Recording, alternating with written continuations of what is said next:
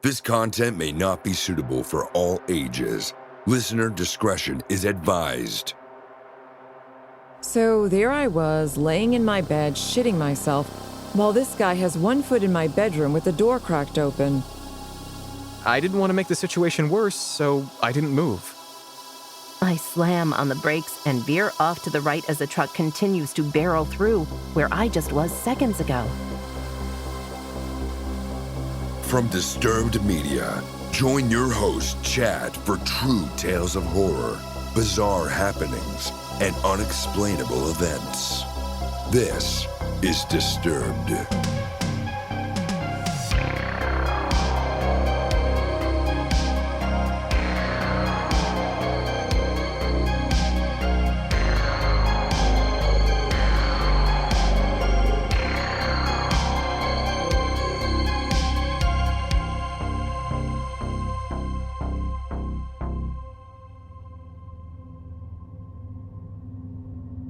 Thanks to Territory Foods for supporting Disturbed. Territory is a chef-driven marketplace of sustainably sourced, nutritionally dense, ready-to-eat meals. To save $75 across your first 3 orders and get free shipping, go to territoryfoods.com and use promo code DISTURBED.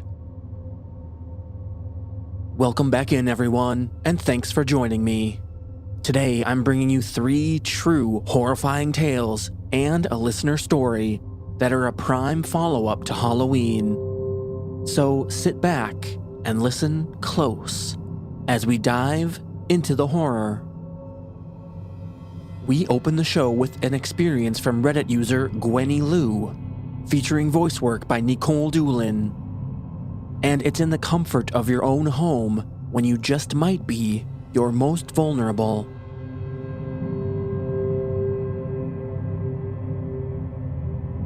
This happened in 2019. I was in my second year of college and living in a townhouse about a 10-minute walk from campus. I lived with 2 other girls at the time, but they were all back at their parents' house for the holiday. I work in healthcare and was working Christmas this year. A little bit of backstory. There used to be 4 of us living there, but one girl had moved out due to issues with her boyfriend. He was a jackass who abused our kindness on allowing him to stay there. Was only supposed to come every so often, but basically ended up living there.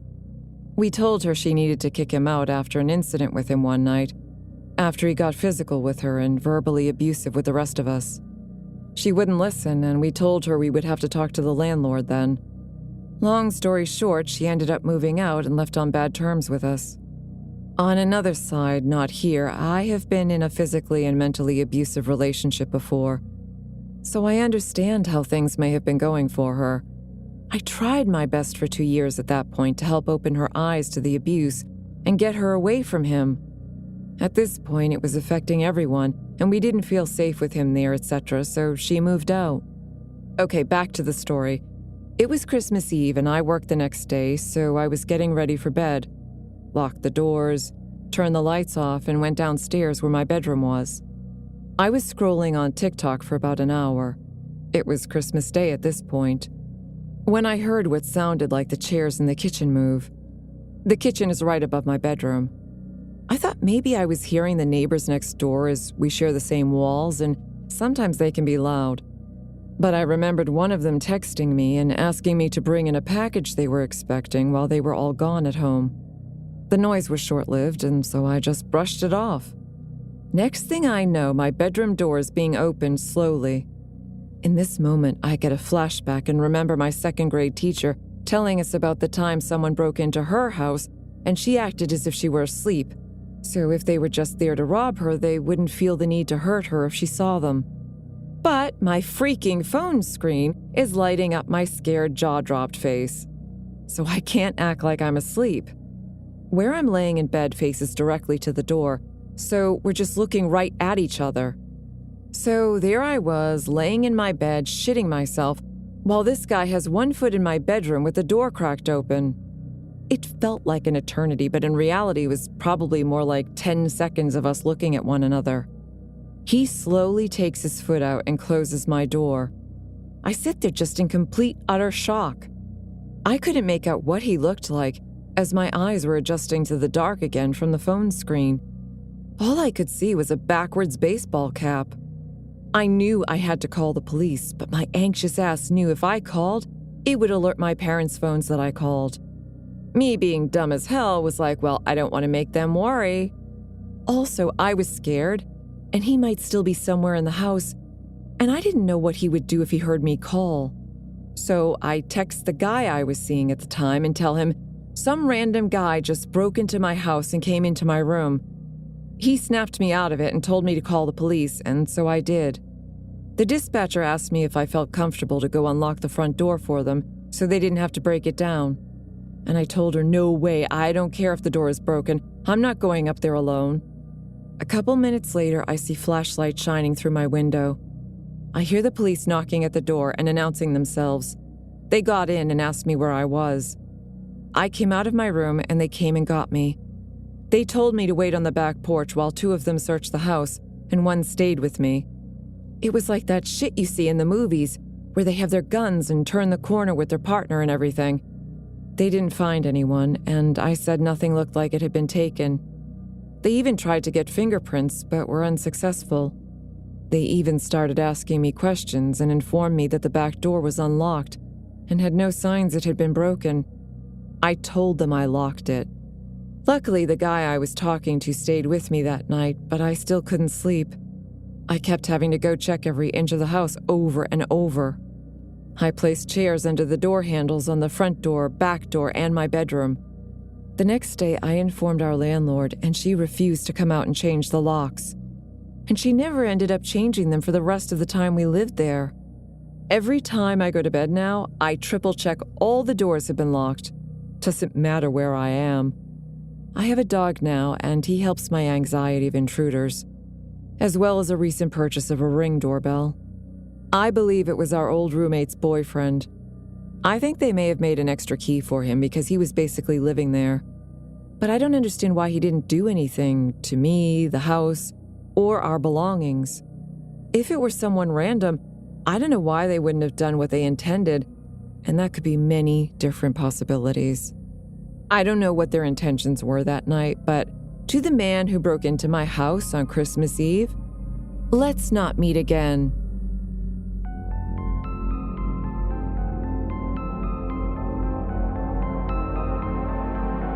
Are you loving the show? Let us know with a positive rating and review. In return, we'll help you hide the body.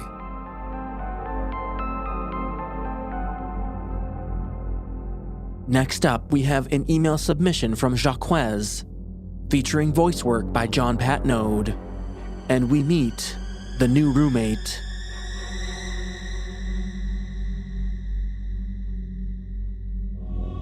It all started with a note pinned to the door of my rented room. I just came back from the Christmas break and expected to see a positive message, for example, about cheaper rent, because I was absent for 2 weeks. Unfortunately, the landlord, being the mean jerk that he was, pinned a piece of information saying that I had 1 week to move out because he's leaving the country and selling all of his estates. Needless to say, I was in desperate need of a new room, and it wasn't easy to find a decent one in the middle of the academic year. As I was browsing through the internet, my hope was shrinking more and more. I didn't want to end up crashing on my friend's couch, but from what I found on the first few websites, this was where I was headed. Then, on the last website I wanted to visit that day, I found a nice offer. Like, a really nice one. Too good to be true, even. A man named Astor was looking for a roommate for a 60-meter square flat in a great location. It was in one of the newest apartment complexes and looked like it was taken out of a catalog. The rent was only a little bit higher than the one I had already been paying, which was odd. But I wasn't in a position to fuss over such things, so I decided to give it a try. Astor, however, wasn't the one who picked up the phone. It was a lady who introduced herself as his mother, informing me that she's managing the room renting business because her son had a lot on his plate already. She agreed to show me the flat the next day. The meeting went fairly well. The flat seemed even more classy and tidy than in the pictures, so I was more than eager to rent it. The lady invited me to a cup of tea, and as we were talking, she asked me a few weird questions. If I was dating right now, if I liked to spend time at home, and how I would describe my relations with my parents. When she heard my hesitant answers, which were no, I'm a homebody, and we love and support each other. She smiled widely and said the room is mine. I asked her how come that the rent was so cheap, but she only waved her hand dismissively and assured me that she lived in the lap of luxury and didn't need money, but Aster could use some company. I found that a bit strange and felt the urge to ask about him. Why was he so lonely? But then I remembered that I needed a place to stay and one that I could afford. I moved in 3 days later. The lady left me a note saying she lived on another side of the country and was just visiting her son, and that she hoped I would feel at home. I unpacked and made dinner and still had no idea of what my roommate even looked like. I guessed it would be weird if we just bumped into each other early in the morning on the next day, so I hoped he would get home before I went to sleep. It was around 9 p.m. when I heard the door unlocking, and soon, my roommate appeared in the living room. I didn't know what I was expecting when his mother was talking about Aster, but I sure didn't expect to see Apollo himself standing in the doorway. I have never seen such a beautiful person before. He, on the other hand, looked rather startled when he saw me. You're, the new... He started and then just continued to look at me. The new roommate, yes, I'm Jacques. I held out my hand and he stared at it for a bit before reaching out and touching my fingertips with his. Okay, that's good, he said. He then quickly retreated to his room. I had no idea what to think of it. He seemed intent on ignoring me. He came out of his room soon after, and when I asked if he would like tea and a heated dinner, he gladly accepted. He was watching me closely all the time, but when I tried to start small talk, he was more talkative than in the beginning. He even started asking about my weekly routine and seemed pleased when I told him I have Fridays and Mondays off as well. He seemed confused as to why I would work on the weekends, but I guessed he just had more than enough money to worry about it. After some time, his facial expression went from relaxed to careful and withdrawn. And once again, I found him staring at me without a word. Over the course of a few weeks, I learned that it was always like that with him. He didn't want to be touched and wasn't touching me. When we both were in the living room, he would sit on the armchair the furthest from mine. On the days when we both were in the flat, he would demand to know whose turn it was to cook dinner, and he didn't want me in the kitchen when he cooked. He was also quite controlling. He knew it was a tradition for me and my friends to go to a pub every Thursday night, but every time, he would message me just to make sure I was there. My friends were joking that I had a caring boyfriend, but to me, it seemed odd. But then again, I have had worse roommates, and at least I knew that if I didn't reply to his texts, he would react, so that was a plus. One Thursday night after I came back to the flat, I heard Aster's voice coming from behind the closed door. I guessed he had a guest over, and I would lie if I said it didn't make me happy. After all, he seemed even more lonely than his mother had said. However, when I walked into the living room, my smile faded. Aster wasn't in his room, but mine. I stood in place for a bit and realized another thing. He was alone. I thought that maybe he was in a phone call, but that was highly unlikely. I walked to the door and quietly opened it. Aster was standing by the window. He was talking loudly and surprisingly way faster than he normally did. You don't understand, he's just not the same type of person I am. He has other friends too, but I think he's still... He suddenly turned around and bored his eyes into me. I took a few steps towards the window, trying to see what he was looking at, but I didn't see anything out of place. What were you doing? I asked and shut the blinds. He sent a wild look toward the window. Just like always, he started saying something, but he seemed to be unable to finish. Yes? I heard a noise. He tried, but I could literally see the cogs turning in his brain. You were talking to someone, about someone who has other friends. As I said that, I took a look to check if he had his phone with him. He didn't. He was at the window, and I saw he was close to tearing up, but what he was saying was freaking me out. We live on the 3rd floor. How could there be anyone by the window? I talked with him. I was looking at him, but then... After that, there was a moment of silence before he said, Then you came, and I could only see you." He was shaking. He looked very vulnerable, but I was scared and didn't know what to do. "We live on the 3rd floor," I repeated. Astor's head suddenly snapped upwards and his face twisted in a grimace. "We live on the 3rd floor," he said mockingly. Then he took a few quick steps towards me. He has never come this close. "It's your fault. He came there and insulted me. All because of you, you stupid slut." He pushed me and I hit the wall. He crowded me. I raised my arms to protect my face in case he tried to punch me, but he only spat out a hateful, "good-for-nothing slut," and stormed out of the room. He slammed the door of his room, and then I heard sobs. I was plastered to the wall where he pushed me. I couldn't believe or understand what had happened. Astor telling me he saw and talked with a man who was on the other side of the window on the 3rd floor was disturbing enough, but that violent outburst had me scared shitless. He was stronger and taller than me, and if he wanted to hurt me for real, I probably wouldn't stand a chance. That night, I locked the door by turning the key 2 times. Astor avoided me for a week after that. When I went out with my friends on Thursday, he didn't message me. I told my buddies about what happened, and they freaked out as well. "If I were you," said one of them, "I would just call his mother. I mean, it's impossible that she doesn't know about this behavior, and she didn't tell you about it." Another one just said that now I know why the rent was so cheap. I called Astor's mother. She pretended to be surprised, and then, in the least convincing voice, told me he never acted like that, and maybe he just had a very bad week. In the end, she had the audacity to ask me if I spent a lot of time at home with him because, as she said, he could not stay alone for too long. Yeah, he sure couldn't. I decided not to call her again. It didn't happen once more in that academic year, but when uni started all again next October, there would sometimes be a week when it would happen every day. I called it Astor's episodes. Sometimes when we were sitting in the living room together, he would suddenly start replying to someone. He would forget that I was there. Every so often at the end of it, his face would look like an emotionless mask, and he would just sit there, unmoving. Rarely he would lash out at me, calling me names and pushing me around. He didn't really harm me. I was rather worried that he might harm himself after he speeded to his room and slammed the door. I knew he needed help. I Googled his symptoms and found a wide variety of mental disorders. I didn't want to label him with any of those. I absolutely wasn't an expert.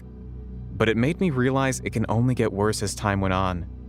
I liked him, and I knew that if I left, his mother, with her stupid conviction that he just needed some company, would throw another roommate at him. What if the said roommate hurt him during one of these episodes? Or what if Astor went further than just pushing that person around? I told my friends about it. They all had some opinions on that matter. "You know that if you start helping him, you won't be able to back out. That would just be cruel," said one of them. Of course I knew. We had a long, very emotional conversation over pints of beer.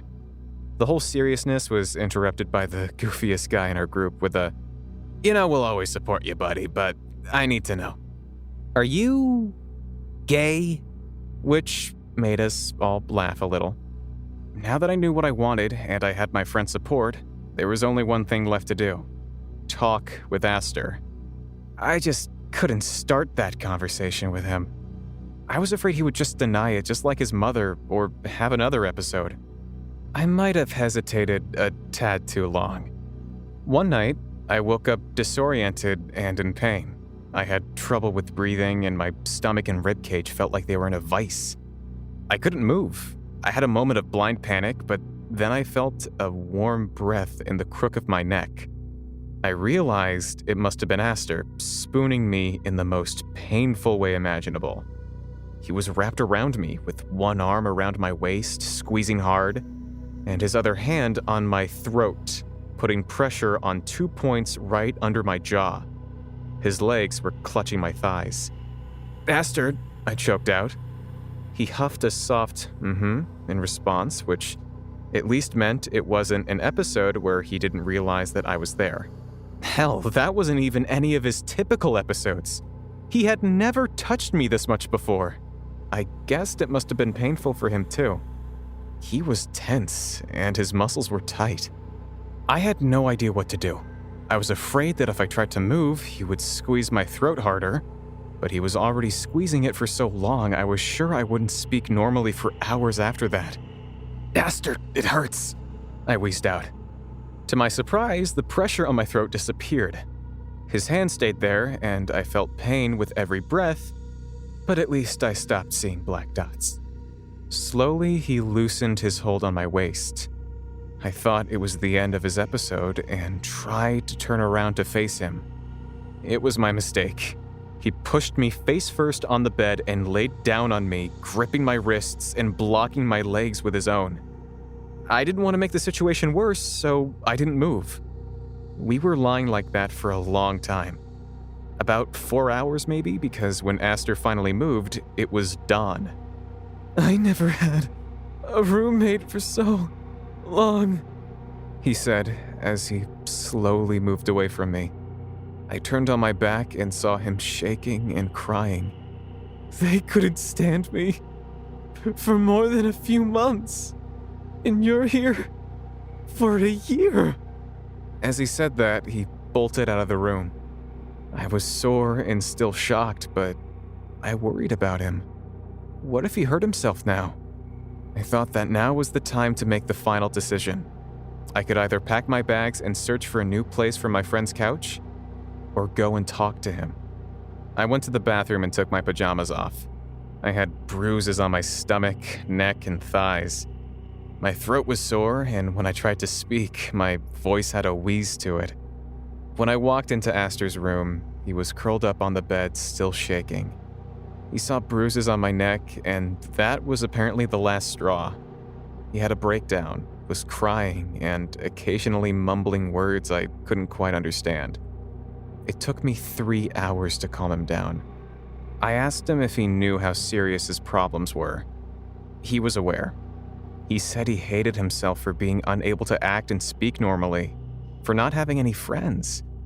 He said that sometimes he knew that the voices and things he saw, like the man in the window, weren't real. His mother was telling him he had a wild imagination and anger issues, and that he just needs a friend. God, did I hate this woman. I asked if he wanted to seek professional help. He wanted to. Aster was so mesmerized and shocked to get to know that I wanted to support him along the way. He was overcome with emotions and had to pace around the flat to calm himself down. Before we started looking for psychiatrists, he called his mother. He told her he wanted to get some help. She was screaming at him, convincing him that he is going to make himself known as a cuckoo and that he has a company now. What else could he possibly want? She said she will be sending him more money but doesn't want to know about his therapy. She didn't want to hear if he's doing okay or not. She didn't want to hear from him at all. After that phone call, I was fuming. Aster had another breakdown, was crying and apologizing for not being normal and for causing problems. When I instinctively tried to hug and console him, he panicked. It was evening before we finally found a highly recommended psychiatrist and booked Aster a visit. That's how it started. It wasn't easy, especially not in the beginning. Aster was an emotional mess. He had more episodes than ever and wasn't even able to attend classes. As time went by, it got better. Now, 3 years later, his speech isn't as slow and interrupted as before, and the man in the window and other hallucinations haven't visited us for 6 months now. He still interprets some sounds as voices sometimes, but I am delighted to see him doing so well. This isn't a happy ending. More of a happy beginning, to be exact, and we will see how it'll develop further into the future. To be honest, when I started capturing our story on the paper, I didn't have even one moment where I would remember Aster as the villain. The real antagonist here is his mother, a person who didn't want others to know that her son is going to therapy, who neglected him and let him suffer all these years, and who doesn't want to keep in touch with him now. If there are monsters on Earth, she could be one of them. She doesn't realize that even with her whole luxurious life, she's a pauper. I see Aster doing better and better. I see him succeeding in things that caused him problems before. I listen to him reading books out loud, and he willingly shares his dreams with me. This is something beautiful that she won't be able to buy with any of her wealth. And I hope she understands that one day.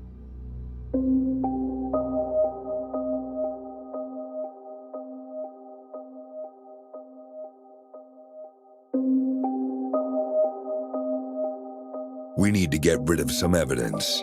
Don't go anywhere. Thanks to our newest sponsor, Territory Foods, for supporting Disturbed. Territory is a chef-driven marketplace of meals that are sustainably sourced, nutritionally dense, and ready to eat in just 90 seconds. And here's what I love. They use only healthy fats, clean proteins, and tons of sustainably harvested, seasonal produce. Now the entire menu is free of gluten, inflammatory oils, dairy, and refined sugar. That sounds pretty great, doesn't it? You'll find 10 different plans to choose from, including the Mediterranean diet, paleo, vegan, Whole30, and keto-friendly. Or you can bypass the diet and just choose what you like best. But what are you actually going to get? How about menus featuring as many as 90 items per week? And they even adapt to the seasons and latest food trends. So there's always something brand new to try. Now the meals are delivered twice a week, so you know they're always fresh. And if you're anything like me, you don't want to be locked into a commitment. And with Territory, that's not a problem, because you can pause or cancel your meals at any time. And as for me, I just put my first order in, and let me tell you, I cannot wait to get these meals and get started.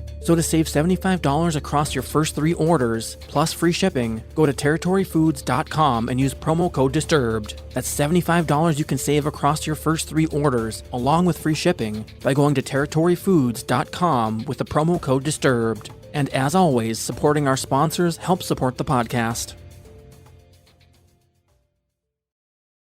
Now back to the horror.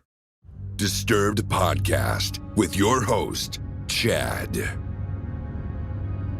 And finally, we have an email submission from Janine, featuring voice work by Tanya Eby. And we realize that sometimes we just might be exactly where we belong. Never thought I'd have anything to share here.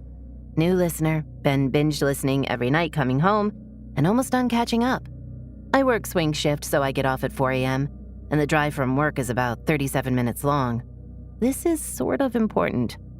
This happened recently, and I'm still shaken from it. I want to add that from listening to this podcast as a 25-year-old female who works nights, I've gained a lot of knowledge on how to protect myself and watch out for potential threats. Anyways, driving home, 4 a.m., listening to the episode Call for Help, when I get to the last story by Alex Saying That. For some reason, I start zoning out and notice there's a sectioned off accident about a third of the way home. It's sad, but happens occasionally this time of night. I notice I didn't really catch what the episode was about, so I replay the last 6 minutes, keep driving, and see another accident. This time a bit bigger. Weird. Okay, keep driving. Wait, what was the story about? I realize I've had goosebumps the entire time the story was playing, whatever it was about. Okay, third time's a charm. Hits replay. Wait, another accident? This time I'm forced to get off the freeway and U-turn it another road to hop back on. At the red light to get on the freeway, I fully start to listen. The OP was at a red light, started zoning out, has an experience of basically dying after a big truck runs the red light and crashes into her, only to wake up, so to speak, and realize she's alive and should start driving, but doesn't. Why? Because the killer truck from her dreams just ran the red light. Call it deja vu or a sign. It was strange, and for some reason hit close to home. At this point, not only am I fully invested in the story, but I've also gotten off the freeway finally. I'm slowly in the home stretch to get home. Mind you, I'm a very slow driver for having a Challenger, but more than the usual, I was going 40 in this 50 zone, listening to this story almost in a trance. As the OP is wrapping up her story, I notice far off in the distance, there's a lot of police lights. Wow, another accident, this time on my street? I keep driving and then notice there's a car coming my way on the opposite side of the road, like normal, when suddenly, almost as if appearing from thin air, although probably more like from right behind them. This huge lifted truck with its brights comes barreling around the car and goes directly into my lane at least 90 miles per hour. My heart stops, podcast playing in the background. I slam on the brakes and veer off to the right as the truck continues to barrel through where I just was seconds ago. Luckily, this road is mainly dirt, albeit I could have been unlucky and fell into a hole, but thankfully this one spot wasn't too steep. But I felt myself skid into the dirt as the truck drives past me. Not only do I blare the horn out of shock, but I'm kind of like, did that just happen? I know for a fact that even though Challengers are like little tough tanks, this truck would have either plowed right through me, over me, or hell, made me explode. Next thing I knew, in my daze, the police lights I had seen in the distance weren't so distant after all. There were 3 police SUVs barreling after him, also going at least 90 miles per hour. Thankfully, my car was okay, and I climbed her out of there and made my way home, calling my mom and crying to her how I know for a fact I could have literally just died if not for those seconds when time seemed to slow down when the truck appeared, allowing me to react. Not only that, but if I had been going my normal speed and listening to music, bopping along, singing to the lyrics, instead of being weirdly overinvested, goosebumps on my arms and in a trance, listening to this one 6-minute story to the point I had replayed it at least 3 times on my 37-minute drive home, well, I would certainly not be around alive enough to listen to the newest episode. So, moral of the story? Thank you, team at Disturbed, for saving my life.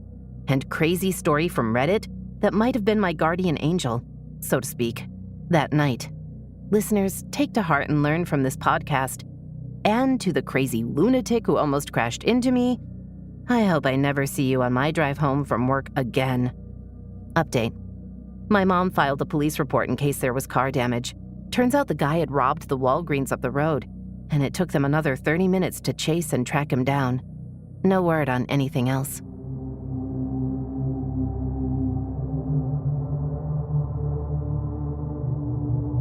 Follow our social channels on Facebook and Instagram at Disturbed Podcast and on Twitter at Disturbed_pod. And before we sign off on today's episode, let's get in a listener story. So Lou, let's hear what you've got. Hi, my name's Lou. I want to share a story that I don't usually tell people. It sounds kind of outlandish, and so I don't really talk about it much, but hearing everyone's stories, I'm thinking maybe you guys can be the judge of that. But so this happened back in 2015. It was the summer before I was a senior in high school.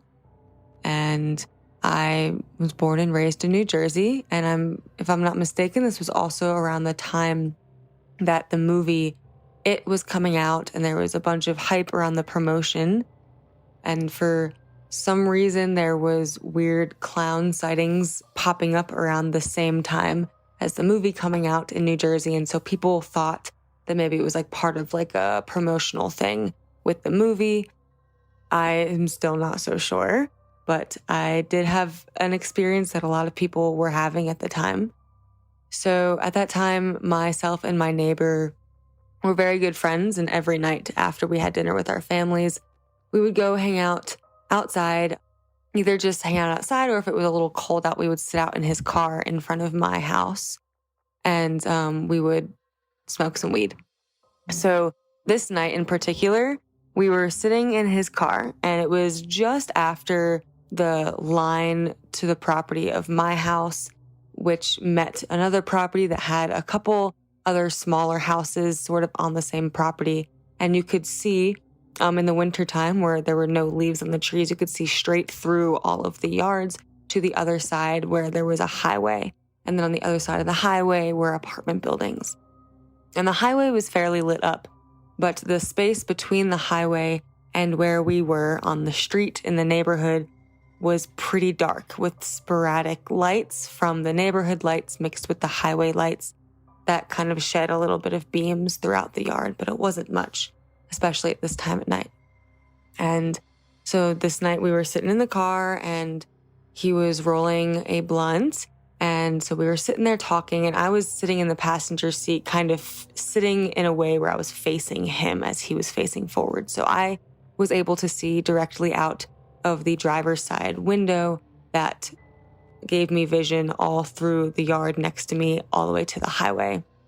And so we're sitting there just talking, and I noticed someone walking through the yards. And I didn't think anything of it because lots of people, there's a bus stop right over there. And so lots of people, get off the bus or walk through kind of the yard in between my house and the other houses just to get from one side to the other instead of having to walk all the way around. And so I didn't think anything of it when I first saw someone was walking towards us until I noticed that they didn't look like a normal human being. It was very tall, lengthy. They had a fairly large head for the distance that they were at. It really threw me off, and I saw that their hands were wearing large gloves and they had very large feet or shoes on. And it starts walking towards us. And it was also when I noticed that it was holding some sort of, I want to say, weapon. I don't know what it was. It really could have been anything, but they were just holding something in their hand. And then I started really paying attention to it. And at this point, I will add, we had not smoked at all yet. I was stone sober, fresh out of dinner with my family. And so I'm noticing it more and more as it's getting closer. And then I notice right as a beam of light from the neighborhood, they walk through it, is when I notice what I'm really looking at. And it definitely resembled a clown of some sort, but did not look human clown. It was just very disproportional to what a normal human would look like. Did not look like a helmet or a mask. It definitely looked like it was smiling with real teeth, and it was very creepy. And as soon as I saw what it was, it started sprinting towards the car. That's when I went into fight or flight mode and didn't really know how to respond. It was getting closer and closer. And that's when I started hitting my friend, and I choked on my breath, couldn't get any words out until I finally was just like, go, start the car, go. And before he started the car, he looked over to see what I was looking at. And he too saw what I was seeing. And at this point, it was getting extremely close to the car. Almost, 20 feet away. And he flipped on the car really quick, and we zoomed off so fast. I mean, it got so close to the car that it started reaching out for the car handle, the door handle. And we circled around the block a couple times. And we came back to where we were, and there was nothing there. Neither of us, wanted to get out of the car, but we just kept looking around. There was nothing there. We just went home that night and didn't really talk about it for a little while. But every now and then, we don't talk much anymore, but every now and then we reach out to each other, and we're like, that happened, right? That really happened, just to check in to make sure that we're not just crazy. But yep, the other one always responds with, yeah, that definitely happened for sure. So I don't know if it was the It movie promotion or if it really was someone or something that was running after us. But I really hope I never find out the truth of that. Thanks, Lou, for your submission. And whether or not it was someone in costume because of the It movie, still a terrifying experience in the moment. And what is it about clowns that drives such a deep feeling of fear for so many people? Definitely an interesting discussion to be had. Thanks again for your submission. And you too can get your story on the show. We have several different submission options available, and you can find them all at disturbedpodcast.com.